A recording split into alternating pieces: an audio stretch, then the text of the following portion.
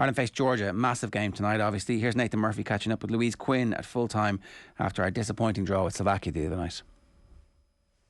Louise, I think most people coming here tonight were expecting all 3 points. Maybe they were expecting Slovakia to be a pushover. It certainly wasn't the case.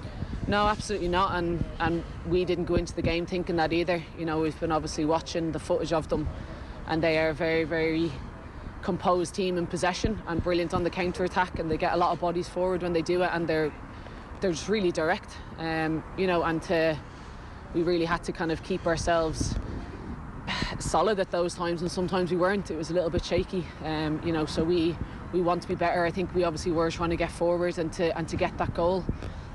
You know, created those chances. You know, it was a really, really tough game.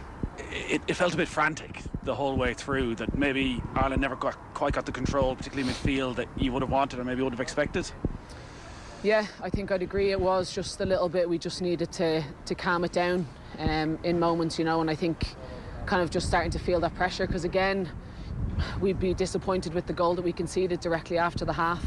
You know, just kind of, yeah, not switched on, I would say, and you know, and it's disappointing. So you're trying to really, really build yourself back in, improve on the first half, you know, which we then kind of finally got ourselves into. Obviously, Katie stepping up, doing what she does, you know, and we did create the chances, but it was, you know, it was usually that, and sometimes, you know, I head up top, but we had to keep it secure at the back, to be honest. The pressure around this game was very different from the two games.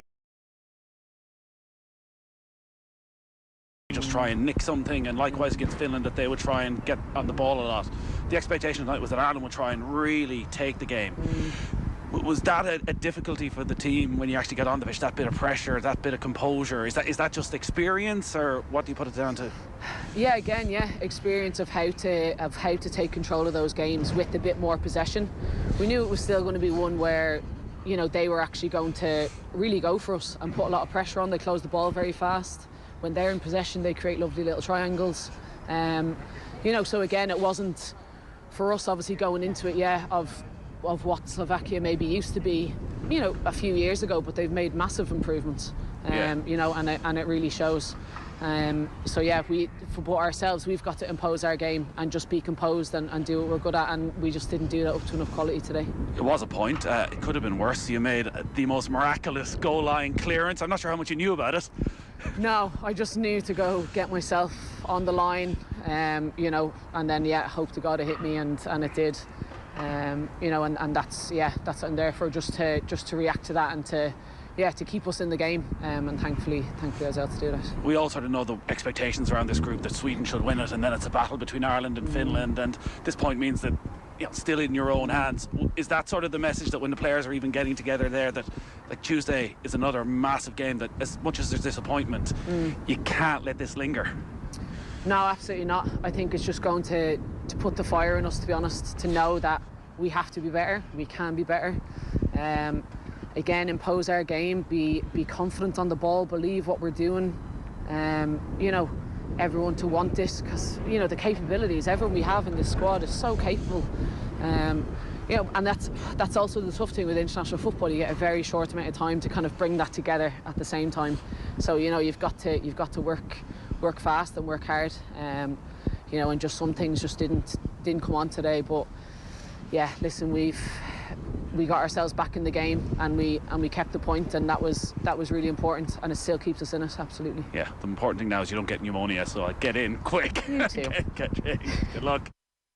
Yeah, Louise Quinn talking with Nathan in the aftermath of a disappointing performance and results against Slovakia. It just felt like a bit of a sickener, didn't you? Because there's so much momentum has been building up over the last little while, and the previous camp as well, getting that result against Finland, and obviously the performance against Sweden, and it just the big important thing for them is that maybe it came in the middle rather than say at the end of what happened previously when they had that horrible result out in the Ukraine, wasn't it? Where they just kind of, I think maybe as well, on had been point, is there still a bit of a hangover? Is that maybe still in the psyche a little bit? I think maybe Vera Pauw needs to get that out of them, like. But like you could listen to Louise Quinn there, and she was kind of a little bit downbeat, and then obviously can be a bit more positive, because like this game, like they have to win. Like I know Vera Pauw said it's a must-win game, and I think she's kind of saying that, I'm guessing, because she knows that they will win. Like I don't think she will be putting any undue added pressure. Okay. Surely, like it's true though. you know, well. like, and yeah. the other team, they haven't scored a goal, they haven't got a point. They're at home. Like They're the worst team in the group by a mile. Yeah. They're getting hammered by the other teams in the group.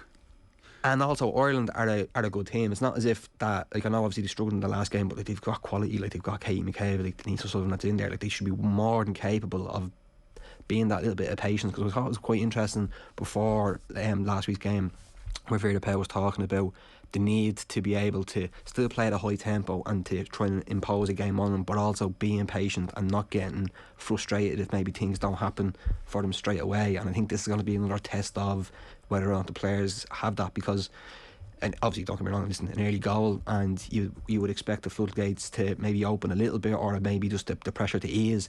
And it's like the longer it goes, where if things are frustrating, that's when maybe some of the other issues that have been there could circulate again a little bit, and it could be a bit more of a tricky night. But I don't see it happening, considering where both respective teams are at. There's been a big debate about what the best use of our best players is, and whether or not having Katie McCabe at left back like she is for Arsenal is right for Ireland, if actually we don't have the same resources that Arsenal do, and so therefore that is unnecessarily sidelining her literally and metaphorically from the game plan.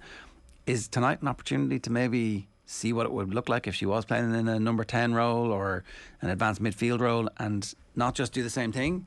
Like, yeah. Like one of the points, like even with Katie McCabe, I thought it was quite interesting. Like even when she was talking about this as an Arsenal player, like she'd be big into her stats and her running stats, and also kind of that high end, like kind of the high intensity but in the short bursts. And she kind of says that she's able to impact the game when she's not just going side to side, but can actually penetrate, and that's how she knows that she can have an impact. And I think if that's the case, well then you get her into a position on the pitch where she knows that she's going to be most capable of actually impacting. And you saw her goal, like, just a great finish as well. Yeah. You do have to get her in those positions, and I don't think necessarily anymore with a team that necessarily means she has to play maybe as a 10 or a further forward. If she's in that position where that she's used to playing with Arsenal and knows when she can actually get forward and when she can advance and make those impacts, that's I think that's how you do get the best out of her. I don't think you have to change too much, especially if she sees her best way of impacting the game is by doing it from that position. How do you think Vera Pauw is doing at the moment?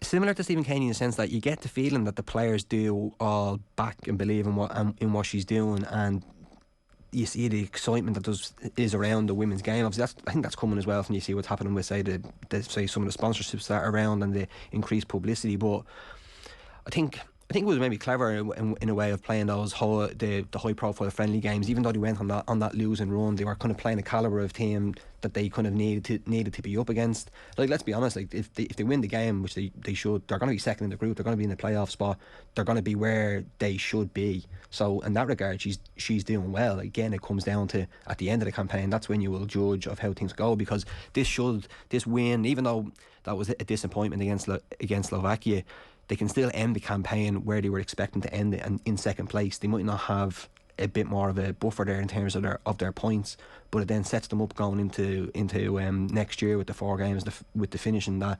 Well, actually, that's when you'll know if she's been doing a good job and can see it through if they actually do finish in second place, which would be a tremendous achievement. Yeah, the disappointment is that we're not going to get to go back into a game against the Swedes where the winning of the group is likely up for grabs because of what happened against Slovakia the last day. You can't really drop points in the group with Sweden there. And the likelihood is Sweden at home will beat us. They'll be stronger, considering they were stronger than us when we played in Dublin. But it'd be nice just to be at that level, wouldn't it? Where it's guaranteed you're going to finish second, but you're actually playing for the top of the group. But that takes a while to achieve. It's true, it does. And even the structures as well. It's very similar in terms of obviously players playing in, say, the WSL in England. Like the fact that, like, there's players obviously who would come through, say, in Ireland, who are playing abroad in America. There is kind of, it's not as if there's like one kind of pathway through and the structure's through. Like, it's going to take a while to develop. And I think at the end of this campaign, if Ireland do finish second and get through it and learn from almost like what happened at the end of the last campaign, learn from almost like what happened in Slovakia, that's the stuff that you would hope will stand to them. And it does look in someone like Katie McCabe that you've got a player who, she's not there already, is very, very quickly, even for a club level as well, is going to be a world class player and could be someone who will be a serious focal point over the world. She's already captain, so like you would expect her ceiling I don't think has been reached. No, and even her story, like she had a very significant setback, went over to England relatively young, didn't make it at Arsenal at the start. They loan her out, and then she goes and gets game time in an environment where they're like, you're really good, and she's successful, and then goes back, and even then it's touch and go whether or not she's going to get in the team. And then like it isn't as straightforward. These players, they're going to play this amount of football, they're going to be successful, and they'll be in the national squad. So maybe we should temper our expectations, and I shouldn't be talking about trying to win the group. Finishing second would be great, especially with Sweden early in the group as well. But no, I don't think it's a bad thing when there are expectations there, because the players need that. And also when you have a group of players who have been maybe developed a little bit and coming through together too, like they'll have those expectations. You know what I mean? Like I think Ireland haven't qualified for a major tournament, but like it does feel as if with how things are going that they are on the cusp of it, but they have to still deliver when, especially in this campaign now. Like by hook or by crook, they should win against Georgia. You would like to think that they can turn it on a little bit and give them even a bit more of that boost going into next year, when that's when like there'll be a lot more pressure in terms of the business end of the campaign. And you mentioned like say Sweden, like you would wonder, like they've already shown it against Finland with a very impressive home record too, like that they are capable of going away from home and putting it up. It could be in those games where the onus is on them to have that bit of patience and creativity and nous to get the games where that's where like the style actually suits them. Yeah, so we'll see what happens. Yeah.